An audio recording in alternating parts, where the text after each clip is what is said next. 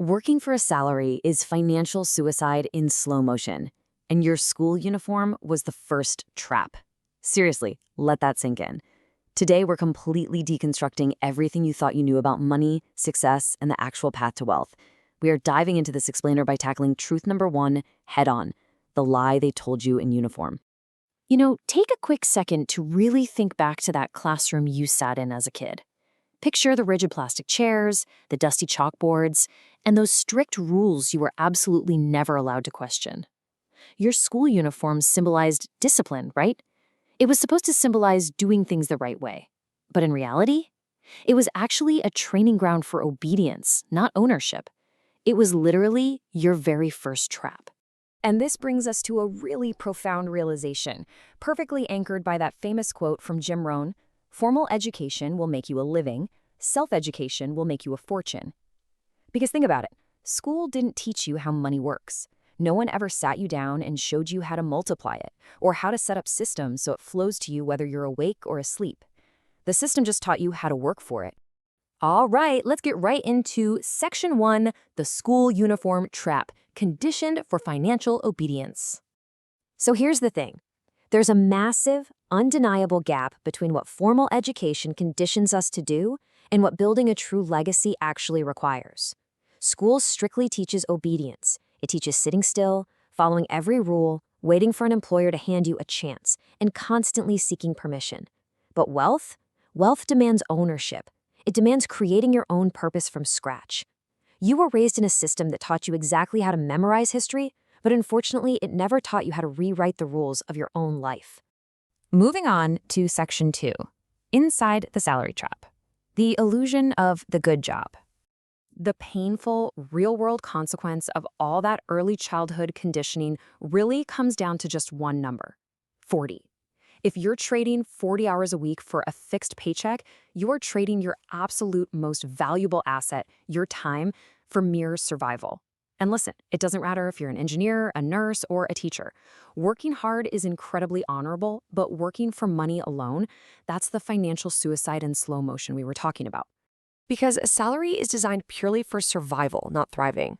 Think about it. It deliberately keeps you dependent, it completely fails to buy back your time, and it definitely doesn't build generational wealth. It pays just enough to make sure you keep coming back on Monday morning.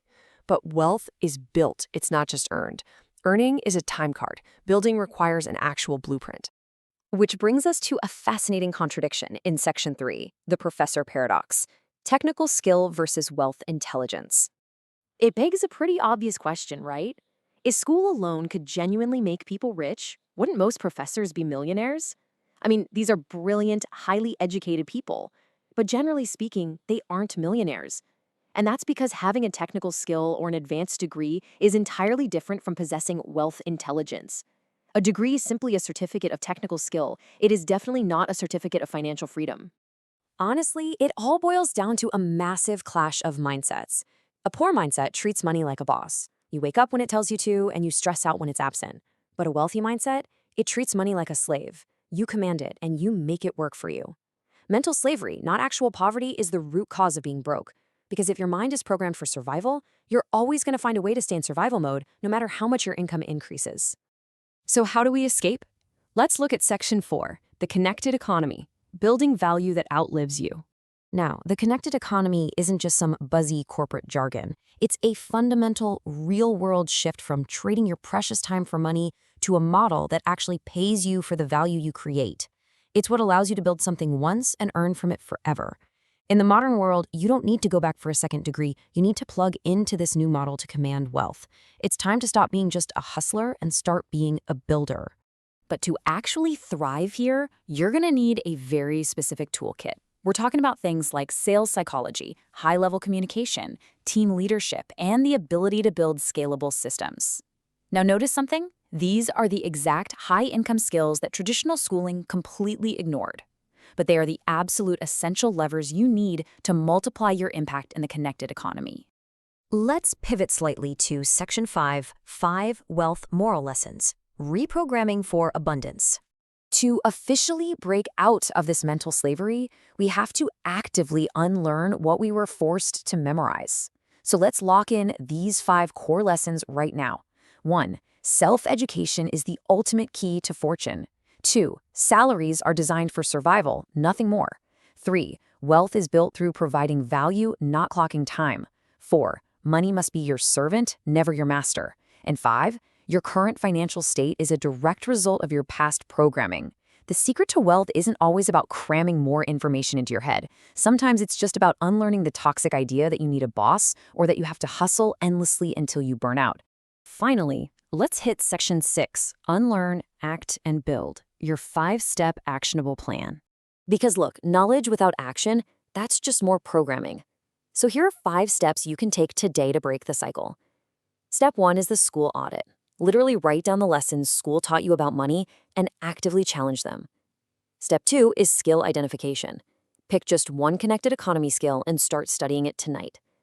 Step 3 is establishing a daily affirmation. Step 4 is a time value assessment.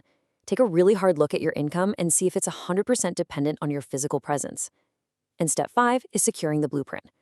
By auditing your past and objectively assessing your present, you finally begin to rewrite your own rules. For that daily affirmation we just mentioned, try saying this to yourself.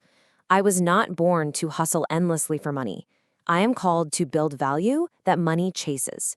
Say it out loud. Recite this daily to permanently shock your brain out of a survival mindset and elevate it into a true abundance mindset. Because the ultimate truth of this whole explainer is exactly this. You are not poor because you're lazy. You are broke because you were programmed that way. But the good news, that lie completely ends today. Your real building begins right now. So, to get the complete step-by-step architecture you need to build your legacy and to get ready for truth number 2 about the invisible wealth gap, you absolutely must read the source material, The First Millionaire in Your Family. This explainer just showed you the door, but the book, that's the manual that walks you right through it. I highly encourage you to grab a copy, read it slowly, and most importantly, act boldly. As we wrap this up, I want to leave you with one final critical question. Will you keep walking down a path of financial obedience that you inherited blindly, or will you finally choose to rewrite the rules and build a legacy that outlives you?